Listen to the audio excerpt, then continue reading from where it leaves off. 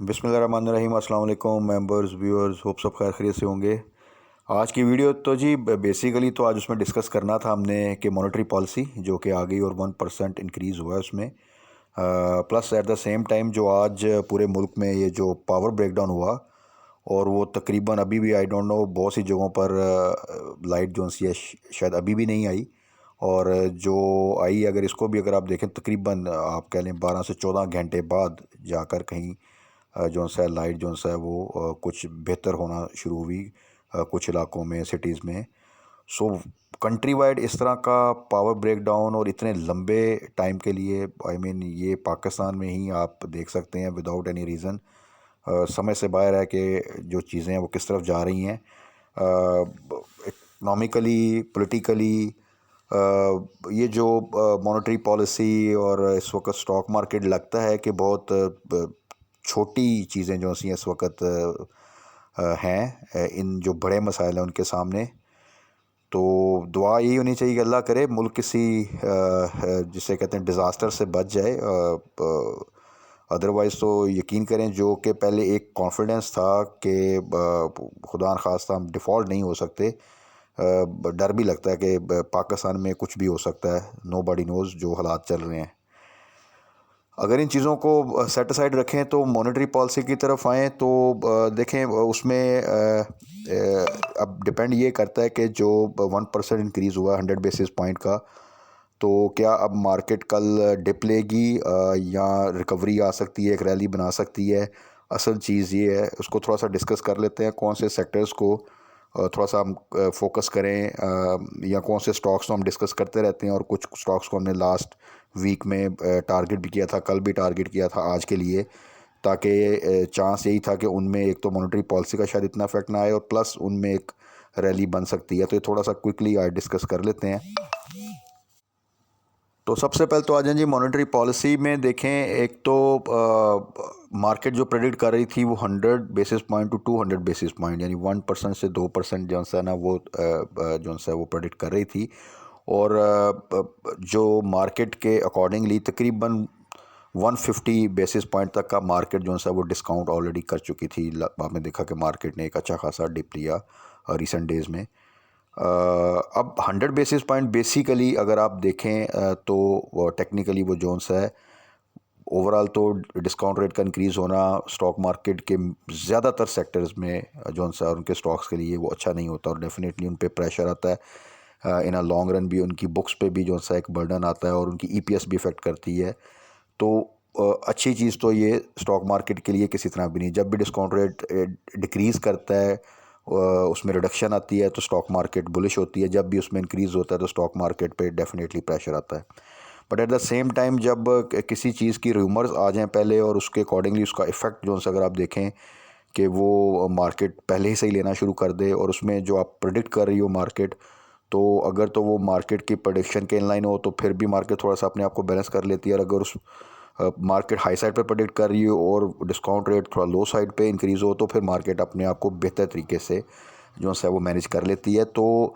Generally उम्मीद ये है कि जो 100 बेसिस पॉइंट है ये मार्केट जो सा ऑलरेडी डिस्काउंट कर चुकी थी, तो इसलिए मार्केट का एक बाउंस बैक और एक अच्छी रिकवरी आना जो सा है वो एक्सपेक्टेड है। अब कल वो एक थोड़ा सा डिप लेने के बाद आती है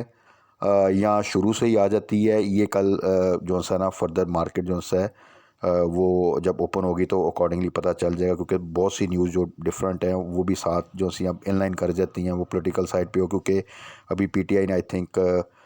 जो सा है वो प्रोटेस्ट के लिए भी शायद कॉल दे दी है।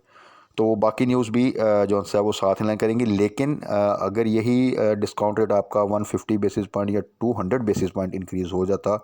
तो फिर डेफिनेटली मार्केट ने एक मज़ीद आप कह सकते थे बड़ा इजीली जो सा है वो 1000 पॉइंट से ज़्यादा का जो सा है वो डिप ले सकती थी। तो अभी के लिए ये है कि मार्केट समहाउ अपने आप को मैनेज कर लेगी, क्योंकि जो डिस्काउंट रेट 100 बेसिस पॉइंट ये मार्केट की जो प्रेडिक्शन थी उसके अकॉर्डिंगली थोड़ा सा लो साइड पे है। यानी वो 100 से 200 एक्सपेक्ट कर रहे थे तो ये 100 लो साइड पे है, तो आप एक्सपेक्ट कर सकते हैं मार्केट में एक रिकवरी। लेकिन रिकवरी शॉर्ट टर्म होती है या लॉन्ग टर्म ये डिपेंड करता है बाकी न्यूज़ पे। और इकोनॉमी की सूरत इस वक्त तो आप सबके सामने है, हमारे जो इस वक्त सिचुएशन है वो काफ़ी बुरी है और उसमें IMF के साथ हमारी आने वाले दिनों में क्या इंगेजमेंट होती है, इसके अलावा पॉलिटिकल साइड पे चीज़ें किस तरह स्टेबल रहती हैं, ये चीज़ें फिर आगे फर्दर डिसाइड करेंगी कि ओवरऑल मार्केट जो है वो क्या एक अपना एक पॉजिटिव मोमेंटम क्रिएट कर पाती है या जस्ट एक शॉर्ट टर्म रिकवरी और एक बाउंस बैक जो है वही हम एक्सपेक्ट कर सकते हैं। और उसके बाद अगेन फिर वही एक वॉलेटिलिटी और डल मार्केट जो है वो रहेगी। आज भी अगर आप मार्केट देखें तो क्योंकि एक्सपेक्टेड था कि आज एक मॉनेटरी पॉलिसी की अनाउंसमेंट आनी है, उसके ऊपर ये जो पावर ब्रेकडाउन का सिलसिला हुआ तो मार्केट में जो अगर आप वॉल्यूम देखें तो काफ़ी लो साइड पे थे वॉल्यूम, मार्केट बिल्कुल डल थी। और उसके अलावा जो मार्केट की क्लोजिंग एंड पे आई उसमें थोड़ा सा एक आप देख लें तो थोड़ा सा पॉजिटिव क्लोजिंग उसने 35 पॉइंट्स के साथ दी। तो एक तो एक्सपेक्टेड था कि आज मार्केट रेंज बाउंड ही रहेगी, वॉल्यूम भी लो रहेंगे, प्लस ऊपर से ये जो एक और इशू पावर ब्रेकडाउन का उसकी वजह से मज़ीद पार्टिसिपेशन डेफिनेटली जो है वो रिड्यूस हो जाती है। तो अब कल के लिए देखें, एक तो सबसे पहले आप जो हमने कल भी डिस्कस किया था अपनी वीडियो में, OGDC आज भी पॉजिटिव साइड पे रहा, PPL पॉजिटिव साइड पे रहे, एक्सपेक्टेड भी था। ओवरऑल काफ़ी ज़्यादा करेक्शन ले चुके थे, इनके ऊपर कोई मॉनेटरी पॉलिसी में जो डिस्काउंट रेट इंक्रीज़ होता है उसका इफेक्ट भी नहीं होता, तो वो तो पॉजिटिव थे। OGDC में अब आपके स्ट्रेटजी ये होनी चाहिए कि जिन्होंने भी 78 77 या इस रेंज में बाई किया है तो वो आप इसको अब जो है 80 के स्टॉप लॉस के साथ जो है ना आप इसको होल्ड करें, तो इंशाल्लाह ताला ये फर्दर जो 89 का इसने एक हाई लगाया था इसमें पूरा पोटेंशियल है कि 85 तो इंशाल्लाह ताला ब्रेक कर सकता है। उसके अलावा IT सेक्टर ओवरऑल उसमें ऑलरेडी जो से स्टॉक्स काफ़ी ज़्यादा जो से हैं वो करेक्शन ले चुके हैं और काफ़ी लो साइड पे हैं, तो IT सेक्टर में तो एज सच आप शॉर्ट टर्म के लिए भी उनको बाय कर सकते हैं। बाय ऑन डिप का कल भी हमने डिस्कस किया था, पीछे वीडियो में भी डिस्कस किया था, और प्लस आप मीडियम टर्म के लिए भी इनको होल्ड करें तो उनमें एक अच्छा गेन मिल सकता है। अदर दैन TRG की मूवमेंट जो सी है वो थोड़ी सी इस वक्त आप कह सकते हैं कि अनप्रडिक्टेबल है, कुछ न्यूज़ भी हैं उसमें, तो इसलिए उसने एक अच्छी रैली बनाने के बाद एक अच्छा डिप लिया। आप देखें तो 92 के पास आकर 93 के पास, वहाँ से आज उसने एकदम बाउंस बैक किया। तो इस तरह की मूवमेंट में लगता तो बहुत है कि आप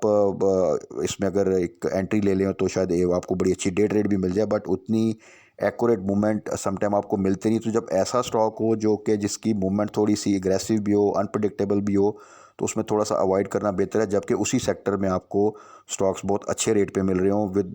गुड फंडामेंटल्स और आने वाले दिनों में उनके रिजल्ट्स भी अच्छे एक्सपेक्टेड हों, तो वहाँ पे आप अगर प्ले करें तो ज़्यादा सिक्योर जो है वो ट्रेड आप कर सकते हैं। बाकी बैंक्स के हवाले से अगर आप देखें तो बैंक्स के लिए ओवरऑल जो है वो जो है इसमें मॉनेटरी पॉलिसी की जो अनाउंसमेंट हुई है, जो इंक्रीज़ होता है वो उसके लिए पॉजिटिव ही है। बट रिसेंट टाइम्स हमने देखा था जब मार्केट ओवरऑल एक प्रेशर लेती थी तो बैंक्स भी कोई अच्छी रैली नहीं बनाते थे।